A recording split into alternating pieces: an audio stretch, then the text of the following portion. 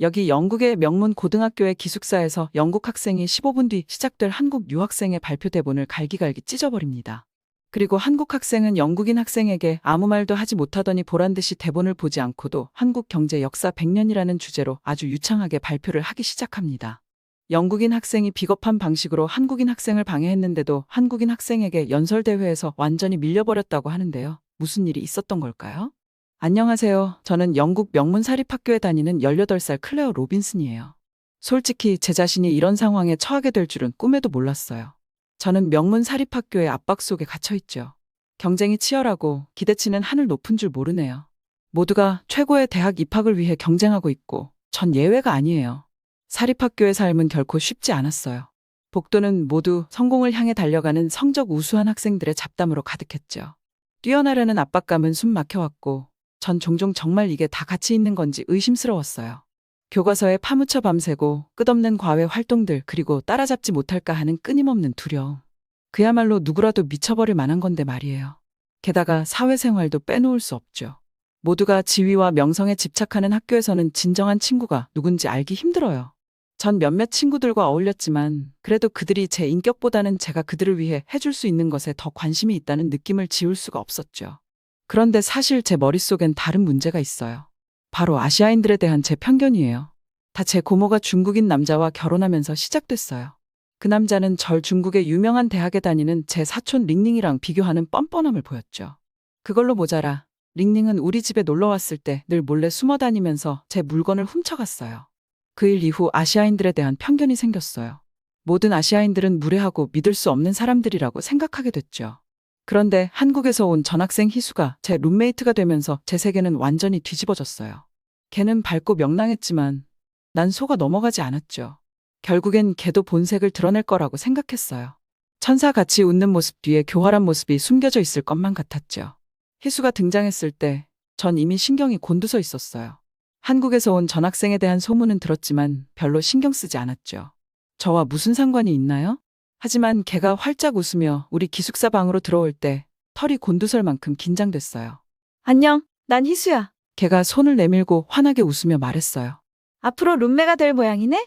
전 걔 손을 의심스럽게 쳐다봤다가 아주 짧게 악수를 했죠. 클레어야. 전 중얼거리고는 짐 정리로 되돌아갔어요. 하지만 희수는 좌절하지 않는 애였죠. 앞으로 며칠 동안 걔는 제게 말을 걸기 위해 노력했어요. 수업이랑 취미도 물어봤죠. 전 최소한의 대답만 했어요. 제 말은 퉁명스럽고 냉담했죠.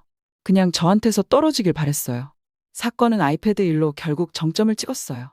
전 몇 주 동안 연구자료를 찾고 논거를 만들며 열심히 공부했어요. 학교에서 열리는 현대사 토론회는 우리 학교의 전통적인 행사였고 대입을 위해서 수상을 해야만 했어요. 전 반드시 1등하리라 결심했어요. 저는 우리 학교에서 공부를 잘하는 우등생 중 한 명이고 모두가 그렇게 말했으니까요. 그런데 토론회를 위한 자료가 모두 들어있는 제 아이패드가 사라졌어요. 전 화가 치밀었죠. 당연히 룸메이트가 훔쳐갔을 것이라고 생각했어요. 역시 동양인은 동양인이라고 중얼댔죠. 그때 희수가 방으로 들어왔어요. 전 우리 방을 뒤집어 엎으며 희수에게 이러쿵저러쿵 비난을 퍼부었어요. 걔는 저를 진정시키려 했었고 자신은 아무 일도 없다고 주장했어요. 하지만 전 거부했죠. 제 생각엔 그냥 교활한 아시아인으로 절 방해하려던 거예요. 네가 가져갔다는 거 알아? 전 걔 얼굴 바로 앞에서 소리쳤어요. 넌 그냥 우리 사촌 같은 애야. 늘 내 물건 훔치고 절 바보로 만들려 하고. 희수의 눈이 충격으로 크게 뜨였고 잠시 죄책감이 몰려왔어요. 하지만 전 그 감정을 억눌렀죠. 화가 너무 나서 신경 쓰지 않았어요. 난 내 아이패드 안 훔쳤어. 클레어. 걔가 살며시 말했어요. 제 폭발에도 희수의 목소리는 차분했어요. 난 절대 그러지 않아. 하지만 전 듣지 않았어요. 전 너무 멀리 가버렸죠. 제 편견과 피해망상에 사로잡혀서요. 분노에 휩싸여 전 희수의 책상에 있던 토론 대본을 낚아채 갈기갈기 찢었어요. 조각들이 바닥에 흩날리는 걸 만족스럽게 바라봤죠. 이제 토론 잘해봐. 전 악담을 뱉고는 방을 뛰쳐나왔어요. 근현대사 토론의 날이 다가왔고 저는 너무 긴장돼서 온몸이 떨리고 있었어요. 전날 밤에는 잃어버린 아이패드와 희수와의 언쟁 때문에 제대로 잠을 이루지 못했죠. 아침에 준비를 하면서도 큰일이 일어날 것 같은 느낌을 떨쳐버릴 수가 없었어요. 마음이 쿵쾅거리며 강당으로 향했어요. 강당 안은 에너지로 가득 차 있었고 전교생들이 토론을 보기 위해 모여들고 있었죠. 저도 자리에 앉아서 정신없이 떨리는 마음을 가라앉히고 토론에 집중하려 했었어요. 그리고 마침내 희수가 무대에 올랐어요. 원고가 없어졌는데도 희수는 완벽한 연설을 하고 있었죠. 모든 요점과 통계 자료를 외워서 자신감 있고 우아하게 발표하는 모습에 저는 말문이 막혔어요. 하지만 정말 제 주의를 끈 건 연설의 내용이었어요. 희수는 천연자원이 부족한 나라인 대한민국이 어떻게 국민들을 최대 자산으로 활용하여 혁신과 성장을 이룰 수 있었는지 설명하기 시작했어요. 대한민국은 교육에 막대한 투자를 해서 고도로 숙련되고 의욕적인 노동력을 키워냈고 이를 통해 경제 성공을 이끌어냈다고 말했죠. 대한민국의 변화는 인적 자원을 토대로 이뤄졌어요. 국민들에게 지식과 기회를 제공함으로써 천연자원의 부족이라는 한계를 극복하고 기술과 혁신 분야에서 세계 선두주자가 될 수 있었죠. 라고 희수는 말했어요. 하지만 정말 인상 깊었던 건 희수가 대한민국의 발전상을 다른 선진국들의 역사와 대조한 점이었어요. 많은 서구 국가들과 달리 대한민국은 다른 나라나 그들의 자원을 착취하지 않고 성공을 이뤄냈어요. 국민들의 노력과 독창성으로 스스로의 힘으로 성장한 거죠. 라고 말이에요. 희수는 계속해서 선진국의 침략적인 역사를 되짚어보면서 영국이나 미국 같은 나라들이 어떻게 다른 나라의 등에 업혀 부와 권력을 쌓아 올렸는지 설명했어요. 너무 오랫동안 진보의 서사는 정복과 착취에 관한 것이었어요. 하지만 대한민국의 이야기는 우리에게 또 다른 길이 있다는 걸 보여줘요. 동반자 관계, 상호 존중, 모든 국가가 자신의 운명을 결정할 권리가 있다는 믿음에 기반한 길 말이에요. 듣고 있자니 감탄과 좌절감 사이에서 갈등이 일었어요. 희수의 연설은 정말 훌륭했고 부인할 수 없는 사실이었죠. 하지만 동시에 제가 몇 주 동안 준비해온 발표는 사실상 그늘에 가려졌다는 걸 의미하기도 했어요. 그 사실을 깨닫자 눈가에 눈물이 맺혔죠. 그리고 완벽했던 그의 연설이 자꾸만 생각나 짜증이 났어요. 저렇게 잘하는데 왜 제 아이패드를 훔친 것인지 이해할 수 없었죠. 토론이 끝나고 저는 쏜살같이 기숙사 방으로 뛰어갔어요. 혼자만의 시간이 절실히 필요했거든요. 그런데 방에 들어서자 깜짝 놀랄 일이 기다리고 있었어요. 책상 위에 사라졌던 제 아이패드가 놓여 있었고 그 옆에는 쪽지가 있었죠. 떨리는 손으로 쪽지를 집어들고 읽어봤어요. 쪽지에서 익명의 누군가가 토론에서 1등을 하려고 제 아이패드가 필요해서 훔쳤다고 실토했어요. 너무나 미안하다며 용서를 빌고 있었죠. 확실한 건 희수는 범인이 아니라는 사실이었어요. 희수는 아침부터 토론회 준비 때문에 계속 교실에 있었거든요. 저는 무거운 마음으로 침대에 주저앉았어요.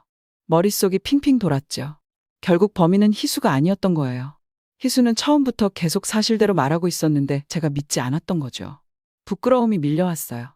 희수를 대하는 제 태도, 상처 주는 말들을 되새기자 얼마나 끔찍했는지 깨달았죠. 잘못을 바로잡아야 한다는 건 알겠는데 어떻게 해야 할지 막막했어요. 그리고 희수에게 쪽지를 보여주며 오해를 한 것 같다고 정중하게 사과를 했죠. 다음 날 저는 숙소에서 희수에게 다가갔어요. 가슴이 두근거렸죠. 희수야, 널 대하는 내 태도가 너무 잘못됐어. 내 무지와 두려움이 판단력을 흐리게 한 거야. 절대 용서 못할 짓이었어. 정말 미안해. 조심스레 말했어요. 모르는 누군가가 사과에 쪽지를 두고 갔다고 말하자 희수는 어제 강당에서 강연을 하면서 저희 뒷등수인 남학생 조씨가 토론회가 시작되고 꽤 오래 지나서야 강당에 들어왔는데 땀을 뻘뻘 흘리고 있어 이상했다고 말해줬어요. 이상했죠. 토론회도 수업 시간의 일환이었고 조씨는 대학에 목숨을 거는 친구라 아파도 수업 시간에 늦지 않았거든요. 그런 조씨의 모습을 봤다고 희수는 말해줬어요. 그리고 정말 희수가 본 모습 그대로 그 시간에 어디에 있었냐고 조씨에게 추궁을 하니 조씨는 미안하다며 자신이 범인이었다고 실토를 했죠. 범인을 잡을 수 있었던 건 정말 희수가 강당에서 조씨의 모습을 알려주었기 때문이었어요. 저는 희수에게 너무 고마웠죠. 범인을 잡지 못했다면 또 다시 똑같은 일이 일어나지 않을 보장이란 없었으니까요. 그리고 제가 가지고 있던 동양인에 대한 편견과 상처를 이야기해줬죠. 희수는 한참 동안 저를 쳐다봤어요. 표정을 읽을 수가 없었죠. 그러더니 이내 환하게 웃으며 말했어요. 당연히 용서해. 클레어, 편견이 극복하기 힘든 거라는 걸 알아. 그걸 극복하려 노력하는 내가 자랑스러워. 눈물이 왈칵 쏟아졌어요. 희수를 꼭 끌어안으며 감사함과 안도감에 압도당했죠. 그 순간 저는 진정한 친구를 얻었다는 걸 깨달았어요. 그 후 몇 주 동안 저와 희수는 떨어질 줄 몰랐어요. 대한민국과 희수의 가족, 꿈에 대해 몇 시간이고 이야기를 나누곤 했죠. 희수는 저에게 한국어 표현을 가르쳐주고 맛있는 한국 음식도 소개해줬어요. 저 역시 희수에게 우리 문화와 경험을 나누며 서로를 알아갔죠.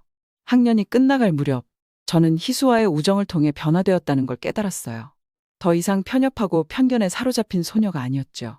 새로운 생각과 관점에 마음을 열고 제 주변 세계의 풍요로움과 다양성을 포용하는 법을 배웠어요. 그래서 근현대사 수업의 기말 레포트를 쓰기 시작했을 때 정확히 무슨 말을 해야 할지 알고 있었어요. 대한민국의 놀라운 경제적, 사회적 변화에 대해, 그리고 우리가 그들의 사례에서 배울 수 있는 교훈에 대해 썼죠.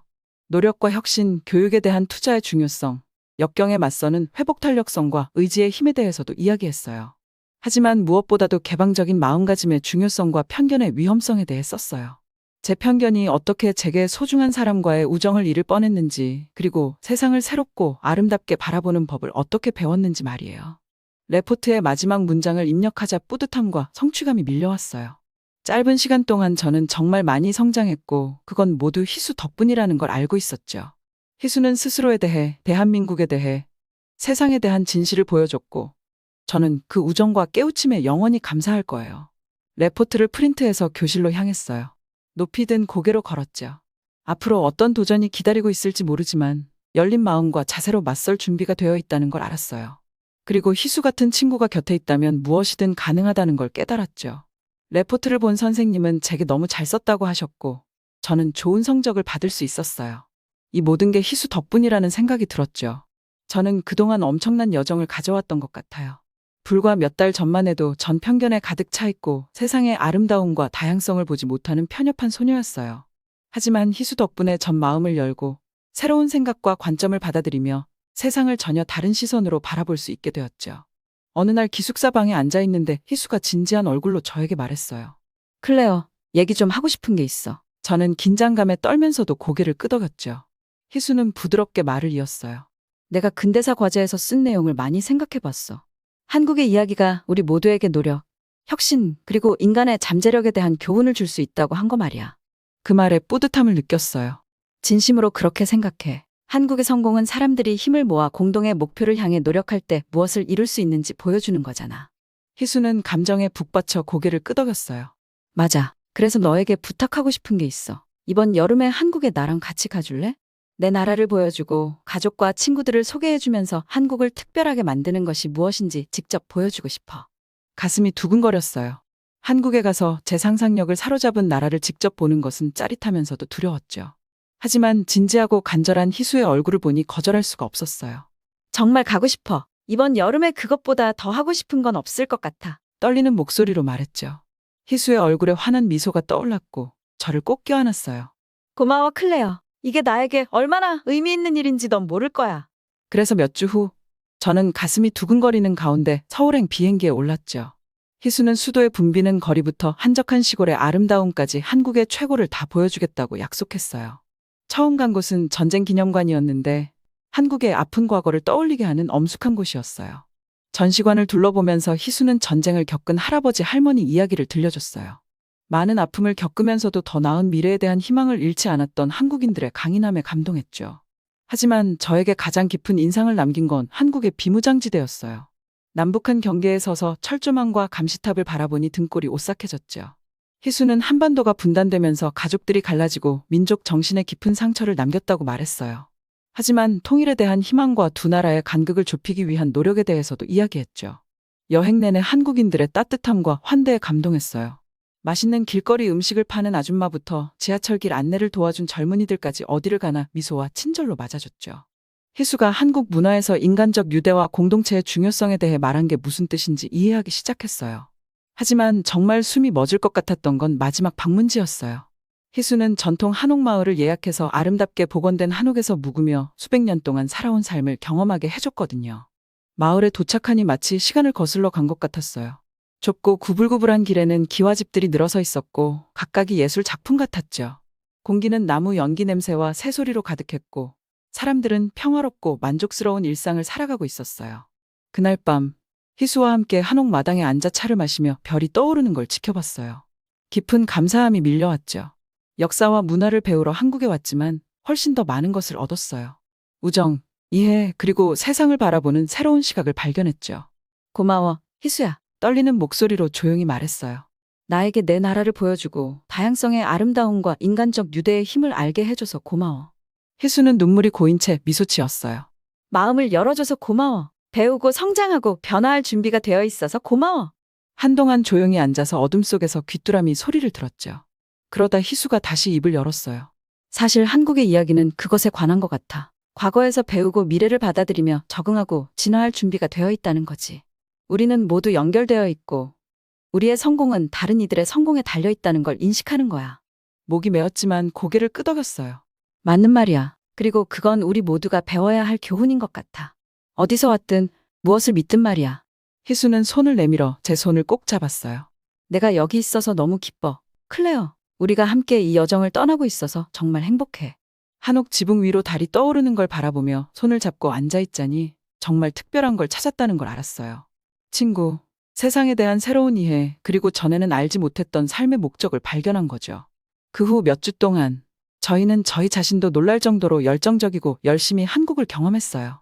서울의 붐비는 거리를 탐험하면서 놀라운 건축물과 도시의 활기찬 에너지에 감탄했고요. 고대 사찰과 궁궐들을 방문하면서 한국의 풍부한 역사와 문화를 온몸으로 느꼈죠. 그리고 매운 김치부터 구수한 비빔밥까지 제가 맛본 것 중 가장 맛있는 요리들을 먹으며 한국 음식 탐방도 했답니다. 하지만 한국경제박물관을 방문하면서 한국의 성장과 발전에 관한 놀라운 이야기들을 진짜로 깨닫게 되었어요. 전시관을 둘러보면서 저는 한국이 전쟁으로 폐허가 된 가난한 나라에서 어떻게 세계적인 경제 강국으로 변모했는지 배웠죠. 한국인들의 놀라운 회복 탄력성과 의지를 직접 보면서革命과 혁신의 진정한 의미를 이해하기 시작했어요. 특히 1960년대부터 1990년대까지 한국에서 일어난 급속한 경제성장기인 한강의 기적에 관한 이야기가 인상 깊었어요. 이 시기에 한국은 제조업 발전에 주력했는데 특히 전자제품과 자동차 분야에 집중했죠. 삼성, LG, 현대 같은 기업들이 전 세계에서 유명해졌고 한국은 혁신과 기술의 선도국으로 자리매김했어요. 하지만 정말 감명 깊었던 건 한국이 다른 나라를 착취하거나 자신의 가치를 타협하지 않으면서 이런 성장을 이뤄냈다는 거예요. 식민 지배와 제국주의로 부와 권력을 쌓은 많은 서양 국가들과 달리 한국은 자국의 자원과 재능을 개발하는 데 집중했고 교육과 혁신에 투자해서 국민들을 위한 더 밝은 미래를 만들어냈죠. 한국 사람들의 이야기, 그들의 투쟁과 승리, 희망과 꿈에 귀 기울이면서 전에는 한 번도 느껴보지 못한 유대감과 공감을 느꼈어요. 세상을 다른 방식으로 바라보기 시작했고 문화와 공동체 사이에 다리를 놓는 데 있어 감정이입과 이해의 중요성을 깨달았죠. 그리고 그 모든 과정에서 희수는 내내 제 곁에 있었어요. 저를 인도하고 지지해주면서 모든 단계마다 함께 해줬죠. 희수는 자신의 이야기와 경험을 공유하면서 제가 희수의 눈으로 한국을 보고 한국과 한국인들의 아름다움과 복잡성을 이해할 수 있도록 도와줬어요. 여행이 끝나갈 무렵 런던으로 돌아갈 채비를 하면서 슬픔이 밀려왔어요. 전 한국과 사랑에 빠졌고 한국의 놀라운 문화와 따뜻하고 친절한 사람들을 좋아하게 됐거든요. 런던행 비행기에 오르면서 흥분과 기대감이 밀려왔어요. 제 여정이 아직 끝나지 않았고 앞으로도 배울 교훈과 경험해야 할 일들이 많다는 걸 알고 있었거든요. 그래서 전 비행기가 하늘로 날아오르자 감사함과 경이로움에 사로잡혀 미소 지으며 눈을 감았어요. 제 삶의 목적과 소명, 그리고 존재 이유를 찾은 거예요. 그리고 앞으로 어떤 일이 있어도 한국에서 배운 교훈과 사랑을 가슴에 품고 앞으로 나아가며 제 앞길을 밝힐 수 있으리라는 걸 알았답니다. 앞으로의 여정이 쉽지만은 않을 거라는 걸 알았어요. 도전과 장애물, 의심과 두려움의 순간들이 있겠죠.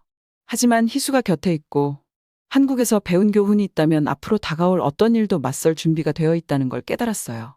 그래서 밤이 깊어지고 별이 더욱 밝게 빛나는 가운데 저는 조용히 다짐했어요. 항상 열린 마음과 마음을 갖고 다양성의 아름다움과 인간적 유대의 힘을 찾겠다고. 최선의 모습이 되어 모두를 위한 더 나은 밝은 미래를 위해 노력하겠다고 말이에요. 앞으로 어떤 일이 있어도 반드시 지킬 약속이었죠. 희수와 함께 한 놀라운 여정, 그리고 제 마음과 영혼을 사로잡은 나라에서 배운 교훈에서 영감을 받은 약속이라는 걸 알았어요. 저는 그렇게 다시 런던으로 돌아갔죠. 그리고 엄청난 소식이 저를 기다리고 있었어요. 학년이 끝나가면서 전 아직도 믿기지가 않았어요. 제 손에 들린 합격 통지서는 제가 꿈에서조차 상상하기 힘들었던 일을 알려주고 있었죠. 바로 제가 스탠포드 대학교에 합격했다는 사실이었어요. 그동안 열심히 공부하고 준비했던 수많은 시간들이 가장 놀라운 결실을 맺은 거였죠. 하지만 저는 합격 통지서를 바라보면서도 한편으로는 슬픔이 밀려오는 걸 느꼈어요. 지금까지 제가 알고 지내왔던 모든 것들과 작별하고 낯선 곳에서 새로운 인생을 시작한다는 건 두려운 일이었거든요. 그리고 무엇보다 희수 생각이 났어요. 지난 1년 동안 저희 우정은 너무나 깊어졌는데 이제 헤어진다는 게 견디기 힘들 정도로 슬펐죠.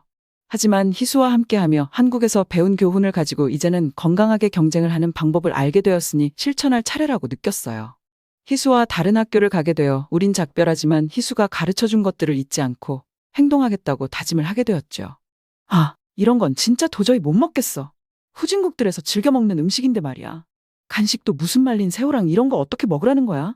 한국은 이상한 것만 먹어대니까 그런 거야. 오래 못 사는 거라고. 미국의 한 어느 곳에서 한국의 어떤 음식에 대해서 이야기를 하고 있습니다. 거기서 고등학생들이 왕따를 시키고 있는데요.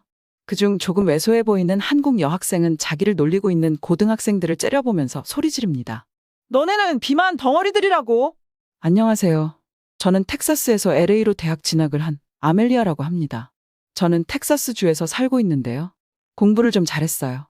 그런데 언제나 텍사스주를 벗어나고 싶은 열망이 있었어요. 어느 나라나 그렇겠지만 보수적인 동네와 진보적인 동네가 있거든요. 보수적인 동네와 진보적인 동네가 무슨 말이냐면요. 정치적 성향을 말하는 거예요. 미국에서도 보수적인 주가 있는데요. 일단 1등은 유타주예요. 유타주는 거의 단일 민족이 산다고 보셔도 될 정도거든요. 유타주의 흑인 거주 비율은 미국에서는 정치적으로 보수적인 성향의 도시가 보수적인 가치관과 정치적 성향으로 유명한 지역에서 많이 발견되는 경향이 있습니다. 보수적인 성향으로 유명한 도시와 지역은 다음과 같습니다. 유타주는 몰몬의 영향력이 강하고 전통적인 가족 가치관을 고수하는 미국에서 가장 보수적인 도시 중 하나로 꼽혀요. 콜로라도 스프링스는 군사적, 종교적 가치에 중점을 둔 보수적인 인구가 상당히 많은 도시입니다. 이곳에는 다양한 보수단체가 있습니다. 러벅은 보수적인 성향의 텍사스주에 위치하고 있으며 전통적인 텍사스의 가치와 공화당의 강세로 유명합니다. 저는 텍사스의 러벅이요. 일단 저희 동네 분들은 타지 사람들이 텍사스로 들어오는 자체를 너무 싫어해요. 멕시코 사람들한테 되었다고 하면서요. 이 보수적인 성향이 저랑 너무 안 맞아서 저는 무조건 대학을 서북부 쪽으로 가겠다고 다짐했어요. 일단 LA 근처는 대학이 많기도 하고요. 대학생이 많은 곳들은 좀 더 진보적인 성향을 띠기도 하거든요. 세금 문제나 이런 것들을 고사한다고 해도 저는 인종만으로도 이렇게 보수적인 성향을 띠는 게 짜증이 나요. 솔직히 말하면 한국인들은 정말 좋았거든요. 제가 고등학교에 다닐 때 저희 학교에 한국인이 한 명 전학을 왔어요. 아버지가 텍사스주에 위치한 데에서 프로그래밍을 하신다고 하셨죠. 걔는 대학도 미국에서 진학할 거라고 했어요. 사실 텍사스주가 그렇게 공부를 잘하는 주는 아니지만 저는 학기 중간에 전학 와서 꿈이 크다고 생각했어요. 제가 가장 힘들었던 건 어른들의 차별이 아이들의 차별로도 이어진다는 거였어요. 저는 처음에는 전학 온 친구한테 별로 관심이 없었는데요. 걔 별명이 스팸으로 유명해진 거예요. 저는 그 별명을 들었을 때 너무 의아했어요. 그 여자애는 스팸이라고 불리기에는 너무 마르고 작았거든요. 그런데 별명이 스팸인 이유가 뭐였는지 아세요? 도시락으로 스팸을 싸왔다는 이유였어요. 스팸 보고 역겹다 했어요. 물론 미국에서는 스팸을 잘 안 먹기는 해요. 하지만 음식이라는 건 내가 안 먹는다고 해서 다른 사람들도 먹지 말라고 강요할 수 있는 건 아니니까요. 도시락을 가지고 놀리는 건 너무 찌질하지 않나요? 왜 그런 무해한 도시락이 그런 조롱거리가 될 수 있는지 의아해하며 당황했던 기억이 납니다. 그녀를 더 잘 알게 되면서 그녀가 스팸을 정말 싫어한다는 사실을 알게 되었습니다. 스팸을 가져온 것은 그녀가 선택한 것이 아니라 그녀의 가족이 감당할 수 있는 수준이었죠. 이 사실을 알게 되자 저는 갈등을 느꼈습니다. 왜 도시락 내용물처럼 사소한 일로 아이들이 그녀를 놀리는 걸까요? 불쾌하고 불공평하게 느껴졌습니다. 그런데 그 여자애가 작은 체구로 절대 밀리지 않았어요. 그러자 걔는 유창한 영어로 뭐라고 했는지 아세요? 야, 내가 스팸이면 너는 문어다.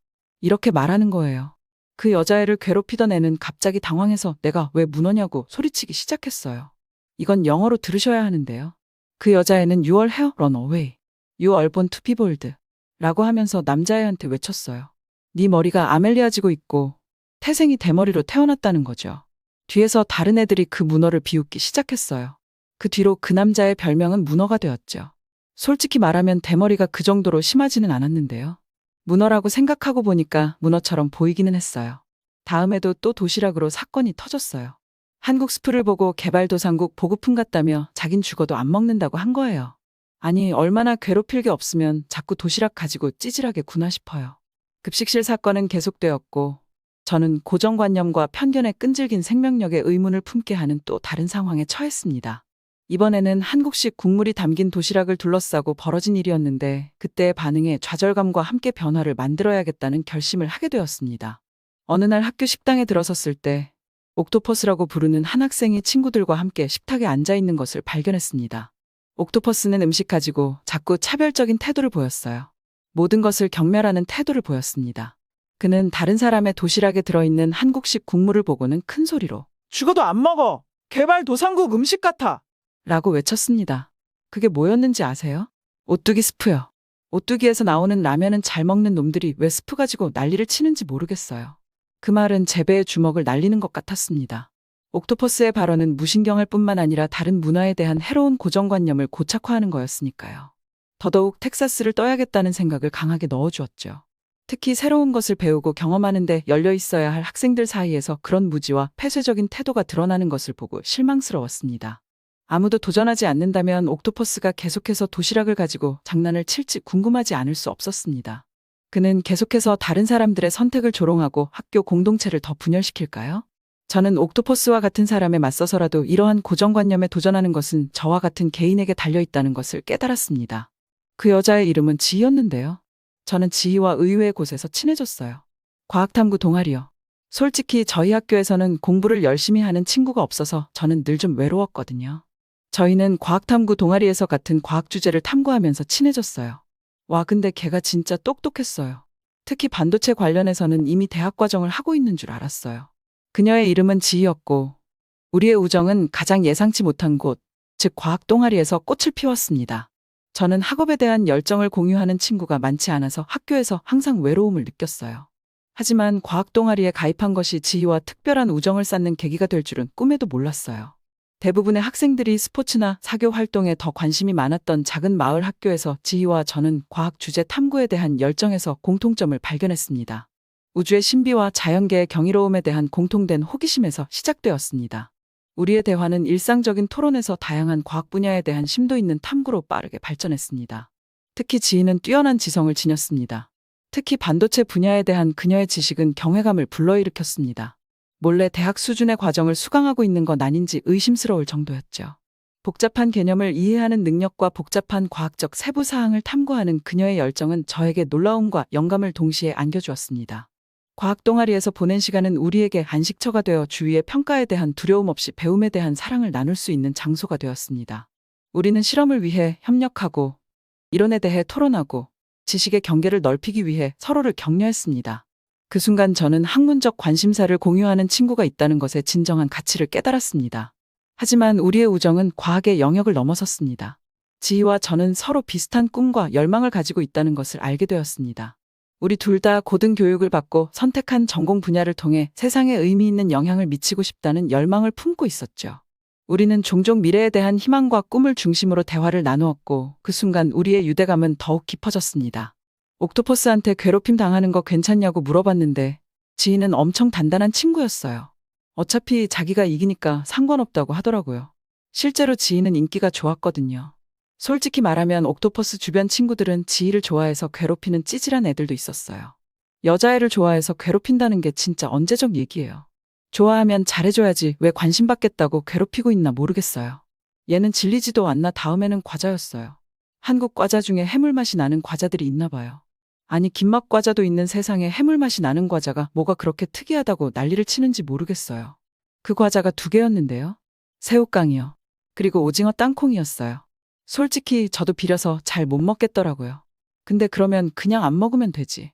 자기한테 주지도 않는데 굳이 지가 뺏어가서 먹더니 또 지희를 놀리기 시작했어요. 한국 사람들은 왜 물고기 밥을 먹냐고요. 맛이 딱 물고기들이 좋아할 맛이라고요. 옥토퍼스는 과장되게 하품을 했다. 죄송해요. 발효에 대한 얘기는 못 들었어요. 한국 사람들은 왜 그렇게 이상한 걸 먹는지 정말 이해가 안 돼요. 간식도 이상해. 누가 말린 새우랑 비린 땅콩을 먹고 싶어 하겠어? 그냥 남들처럼 평범한 감자칩을 먹으면 안 되나요? 이제 저는 그의 무지에 짜증이 나기 시작했습니다. 이봐요. 몇 가지 맛이 낯설게 느껴질 수도 있지만 그런 다양성이 한식을 특별하게 만드는 요소 중 하나예요. 해산물의 풍미는 맥주나 소주와 환상적인 조화를 이룹니다. 그리고 원하신다면 일반 감자칩도 준비되어 있습니다. 그는 어깨를 으쓱했습니다. 아니요. 비린내를 맡으면 입맛이 없어져요. 한국 사람들이 마늘을 많이 쓰는 이유가 바로 비린내를 잡기 위해 마늘이 필요하거든요. 지희는 점점 더 화가 치밀어 오르는 것이 분명했지만 더 이상 참지 못했습니다. 옥토퍼스를 계속 교육시켜야겠다는 생각이 들었습니다. 열린 마음으로 우리 음식 몇 가지를 먹어보면 전혀 새로운 맛을 발견할 수 있을 거예요. 제가 인내심을 가지고 말했죠. 예를 들어 닭갈비는 매콤한 닭볶음탕인데 한번 먹어보면 좋아할 것 같아요. 그리고 갈비나 불고기 같은 한국식 바비큐는 고기가 익으면서 양념이 캐러멜처럼 변하는 놀라운 양념이 있어 정말 맛있어요. 옥토퍼스가 표정을 지었다. 아직도 이상하네요. 제가 소화할 수 있는 한국 음식은 비빔밥밖에 없는데 그것도 밥과 채소뿐이거든요. 맛있고 심심하죠? 하지만 옥토퍼스는 또 웃기만 했다. 와, 내가 신경 건드렸어? 너무 흥분하지 마세요. 그냥 장난친 거잖아요. 그래도 한국 음식이 정말 맛있으니까 언제 한번 한식 한번 만들어줘요. 그러면 내 마음이 확 바뀔 거야. 내가 먹어는 줄게. 이쯤 되자 지인은 드디어 참을 만큼 참았는지 갑자기 자리에서 일어나 아멜리아, 가자. 더 이상 앉아서 듣고 싶지 않아. 라고 말했습니다. 자리를 떠나면서 저는 옥토퍼스에게 감자칩 맛있게 먹어라. 넌 내가 뭘 놓치고 있는지 모를 거야. 라고 말했죠. 화를 내지 않고 제 말을 잘 전달했기를 바랐습니다. 지인은 마지막에 그렇게 말했어요. 너 프링글스 캐릭터도 대머리인 거 아냐? 지 같은 것만 먹네. 하고 나갔어요. 속이 다 시원했죠. 저는 지희가 언제나 당당해서 더 좋았어요. 괴롭히는 사람이 문제지 괴롭힘을 당하는 사람은 전혀 문제가 없잖아요. 지희와 저는 과학과 학문에 대한 공통된 관심으로 우정을 키워나갔고 12학년 마지막 학기가 다가오면서 대학 입시에 대한 불안과 설렘이 함께 찾아왔습니다. 대학 합격자 발표가 쏟아지기 시작하면서 기대감이 고조되는 시기였습니다. 여러 대학에 지원했고 몇 군데 합격 통지서를 받았지만 제 마음속에 특별한 자리를 차지하고 있는 학교가 있었는데 바로 캘리포니아 공과대학이었습니다. 과학과 혁신에 대한 저희 열정을 최고 수준에서 펼칠 수 있는 꿈의 학교였습니다. 하지만 1차 입학 전형에서 캘리포니아 공과대학으로부터 불합격 통보를 받은 저는 실망감과 함께 미래에 대한 불확실성을 느꼈습니다. 다른 명문대인 UCLA의 결정을 간절히 기다리던 중 누군가가 캘리포니아 공과대학에 합격했다는 소식이 들려오기 시작했습니다. 저는 그토록 간절히 바라던 것을 성취한 사람에 대한 존경심과 함께 질투심이 교차하는 것을 어쩔 수 없었습니다. 바로 제 친한 친구이자 동지였던 지희였습니다. 지희가 합격 소식을 남의 일처럼 아무렇지 않게 말하던 나를 기억합니다. 제가 그렇게도 가고 싶었던 캘리포니아 공과대학에 합격한 사람이 바로 지희였으니까요. 하지만 인정하기로 했어요. 지희는 정말로 똑똑했거든요. 미국에서 한국인에 대한 편견이 있는데요. 공부 잘하는 애들이요.